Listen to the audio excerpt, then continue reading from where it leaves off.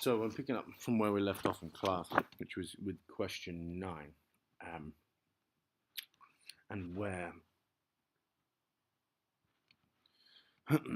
it asks how the maniac's action on page 12 reveals the fraudulent nature of assumed authority.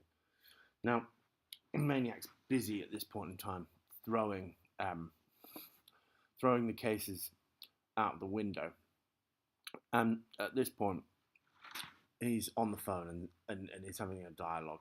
Says, "Who do you think I am? Come on, play the game." "No, no, what do you know? He's guessed it. It is I, your old mucker, Inspector Pietrangiani.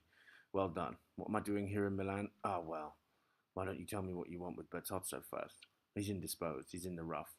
Ah, the case of the anarchist. Where would that be, sir? Political files, eh?" Closes the bottom drawer. "What exactly have you heard on the grapevine?" So this performance, again, that the audience is fully aware is a sham, shows us the ease with which he adopts these various different guises of authority.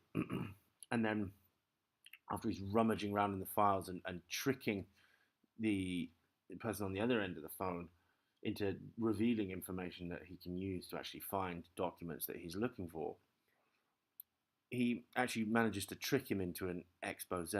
So the ministry doesn't trust the motives of the judge who conducted the first inquiry. Rotters, eh? Sorry. No, you must be very upset, of course. Yes. Pressure of public opinion. Quite a hoo-ha. Hoo-ha. Don't mind me, sir. Just my sense of humour. Yes, ha, what a bunch of yellow turds they are in that ministry. First they were delighted, and now they're losing their bottle. I see. So this chap is being sent to revise your previous testimony. So we've got this sense here of this dialogue taking place in an authentic way, as if there is this sense of the fact that the first testimony was a bit of a that they got away with it, basically, and then this dialogue, this informal dialogue between the maniac in role and whoever it is on the other end of the phone, gives us the sense that the police are aware of this. And then we have this line at the bottom that this chap is being sent to revise your previous testimony. It speaks great volumes to the way in which the truth in the play itself seems to be malleable and subject to revision, and that's ultimately what we're going to go on to see in the rest of the play itself. So we've got this performance across these two different passages of the fraudulent nature of assumed authority. The maniac can, with ease, navigate the corridors of power through this dramatic performance that he finds extraordinarily easy to engage in. Then question 10 says, how do the stage directions for the maniac on page 13 reflect on his behaviour in the preceding lines? So, in this passage on the phone, he once again exposes the kind of sham of the reality of his performance. He holds the phone away and giggles like Bertozzo as he's pretending to be him at this moment in time. And the ease with which he does this is again part of this revelation that reality itself is performative, particularly in the corridors of power. And he says, yes, I've got the files, your testimonies, you and Superintendent, verbatim reports of torture, interrogation. Sorry, slip of the tongue. And so he weaves in these truths about the violent brutality of the police into this deliberately kind of comic performance. In the final section, which is farcical, the potential dynamics of this conversation exposes its plausibility. So we've got this ridiculous farce that seems in some way plausible by the dynamics of their interaction. It says here, he says what's making him laugh is the idea of you two sadists up there, up to your chins in shit. Ha ha, don't get touchy. And he blows a raspberry down the phone. That was Bertozzo blowing you a raspberry. He says you can both rot for all he cares. You stood in his way long enough. About time you were reposted or pensioned off. Where south? Probably some flea-infested station in the arsehole of the world, where the bandits use the fuzz for target practice when the melons are out of season. Okay, I'll tell him. He says he's going to push our faces in the earliest opportunity. You and whose army? Raspberry, Heil Himmler.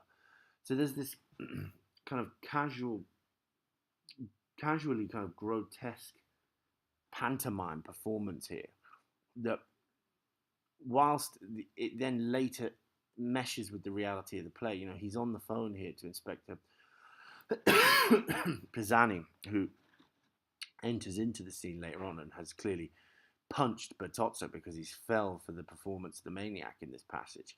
The fact that this farcical pantomime that the maniac's performing here ends up blending with his the reality of the play gives us this grotesque sense of life in the corridors of power being this farcical and ridiculous.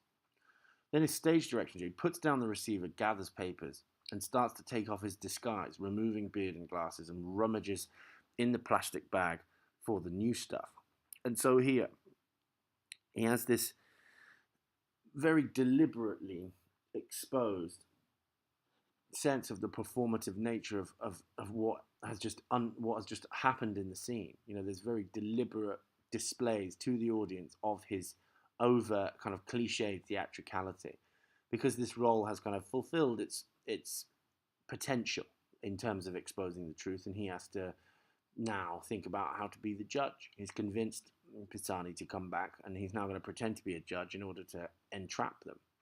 And so these deliberate exposures of the theatrical nature of his identity are part of this revelation of the instability of identity in the corridors of power and its kind of farcical reality.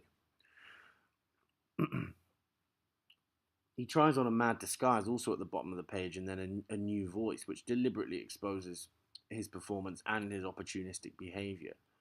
And then he tries out lines. "Ah, my dear Inspector, you're not with your old Nazi pals in the days before the liberation now." So he's, again, revealing these kind of clandestine political associations of the police through his rehearsals.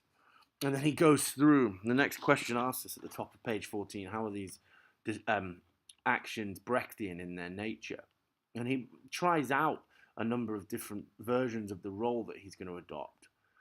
And the actions and the stage directions here present these guises of the judge identity as various empty signs of authority, and exposes that authority as a kind of shallow performance.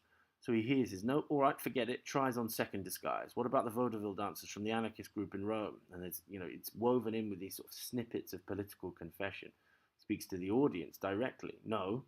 Sees clothing in the auditorium and tries it. No. Sees coat and hat on the coat stand. Ah, yes. Oh, yes.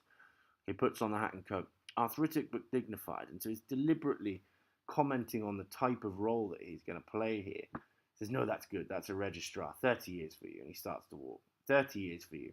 40 for you. 40 for you, etc. Fought in the war. Limped. Shell shock. Limps and twitches. And so he's here adopting all of these little snippets of his identity that are designed to sort of provoke a sense of respect. You know, he said, well, he's fought in the war, this judge, so he's obviously going to get the sympathy of the police. And he limps, twitches, shoots, grouse. Twice, third time, limps, shoots, and twitches simultaneously. So there's this ridiculous blend in here with his physical wounding and this sign of sort of socioeconomic superiority that shows that the types of hollow gesture that people assume are valid displays of authority and power. And that's how he got his bad eyesight. So we're trying on he's exposing the narrative behind the reality of the role that he's about to perform. Now, the final question in the scene is, how do the final lines give the maniac an Arlecchino-like sense of prophetic ability laced with comic ingenuity? Now, in the final lines, Bertozzo is there with Pisani. Pisani's entered, and he addresses Pisani and says, "My dear chap, I was just talking about you. Some bloody loony was just telling me that if we ran into each other, you were going to hit me." And Pisani smacks his fist into Bertozzo's face, and Bertozzo collapses. And so here he fulfills the maniac's promise, which exposes the way in which the maniac seems to have this sort of prophetic-like talent, but has also completely conducted the scene. He's, through his various shape-shifting transformations of identity, he's managed to get the police running round after each other, quite literally, and enacting the type of violence that exposes their brutality upon each other. And so they resort to internal conflict, and it's the maniac's dramatic performances that have enabled all of this to take place. They've brought this about. We've got this very strong sense here of um, the maniac in a very strong position of power that's being created through his theatricality and his dynamic protean identity.